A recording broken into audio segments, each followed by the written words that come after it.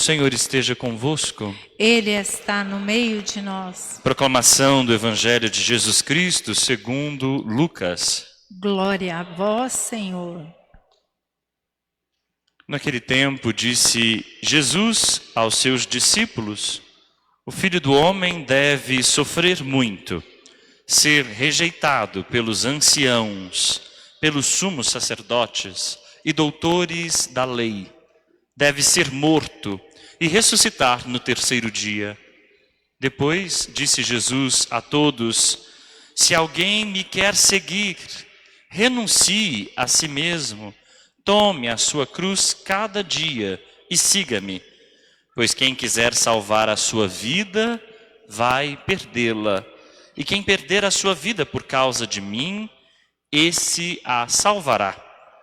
Com efeito, de que adianta um homem ganhar o mundo inteiro, se perde e se destrói a si mesmo? Palavra da salvação. Glória a vós, Senhor. Pelas palavras do Evangelho sejam perdoados os nossos pecados. Amém. Meus irmãos e minhas irmãs, na primeira leitura nós ouvimos Moisés falar ao povo e propor a lei de Deus como um caminho para a vida. Coloco à tua frente dois caminhos: o caminho da vida e da felicidade e o caminho da morte e da desgraça. Escolhe, pois, a vida. É o Senhor nos convidando a viver a sua lei. E de fato, a lei de Deus no início era uma instrução para viver bem. Esse é o grande intuito da lei de Deus. Ajudar-nos a viver bem conosco mesmos, ajudar-nos a viver bem com os nossos irmãos e ajudar-nos a nos relacionarmos melhor com Deus. O grande objetivo da lei é, portanto, gerar harmonia entre nós e os outros. Então, quando Moisés fala que a lei se parece com o caminho da vida, é o caminho da vida, isso tem muito a ver com o acolhimento da lei, não com o uso que foi feito dela em seguida. Porque nós sabemos que o uso que a lei recebeu foi muito perverso.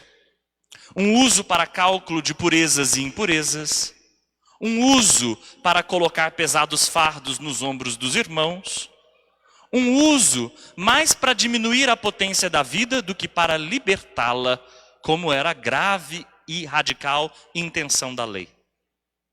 É por isso que a primeira leitura ainda nos diz que quando a lei é vida, ela está ligada a duas condições: a escuta de Deus, escuta de sua palavra, escuta de sua vontade, e ao amor a Ele, é a segunda condição. Porque o mais radical, certamente, da lei é amar a Deus. E não é à toa que a lei começa assim: escuta, Israel, ama o Senhor teu Deus de todo o teu coração, com todo o teu pensamento, sentimento e vontade. Quando nós nos desviamos para outros deuses, quando nós procuramos servir a outros deuses, nós estamos rompendo com o mais radical da lei de Deus. E é disso que se trata a primeira leitura de hoje, de como muitas vezes o nosso coração se desvia, pega outros caminhos e vai se ajoelhar diante de outros senhores. Idolatria é isso, é quando não os nossos joelhos simplesmente se ajoelham diante de outros senhores, mas o nosso coração também se ajoelha diante de outros senhores. É quando a gente permite que o nosso coração seja assenhorado por outros senhores que não libertam, como o Deus de Israel, nosso Deus, nos liberta. Na proximidade de Deus, a gente experimenta a vida. E é por isso que o Salmo pôde rezar exatamente isso. Quem segue a lei de Deus se parece como uma árvore plantada na beirada de um manancial. Na beira de um manancial. Como é uma árvore na beira de um manancial? ela verdeja, ela floresce, ela frutifica. Então a nossa vida, segundo o desejo de Deus, foi feita para florescer e frutificar à beira dele mesmo. Plantar a nossa vida como à beira de um rio. Já o Evangelho nos lembra, nos recorda da paixão de Jesus. Esse tempo que a gente está vivendo na igreja, que é o tempo da Quaresma, é um grande tempo de retornar para o Senhor. Muitas vezes a gente olha para Deus e para Jesus Cristo muito de longe. É um tempo para a gente voltar para a proximidade, para a gente replantar a nossa vida na beira desse rio de água viva e verdadeira. E é bom a gente se lembrar que a nossa vida precisa se parecer mais com a vida de Jesus Cristo, vida inteiramente doada, entregue. E hoje Jesus Cristo, no seu Evangelho, nos ensina justamente isso. Que a sua vida é vida apaixonada.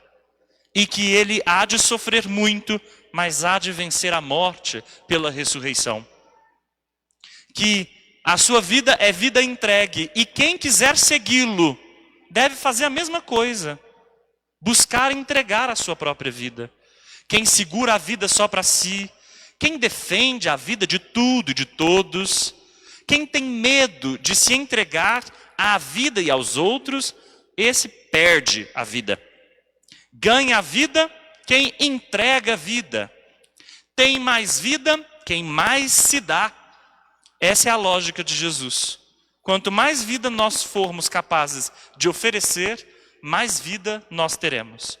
Quanto mais vida nós formos capazes de, na nossa mesquinhez, guardar, mais vida a gente perde.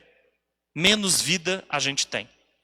Então peçamos ao Espírito de Jesus que, plantados como árvores na beira desse rio, o rio da vida, a gente consiga também fazer da nossa história e da nossa vida um ato de doação. Amém.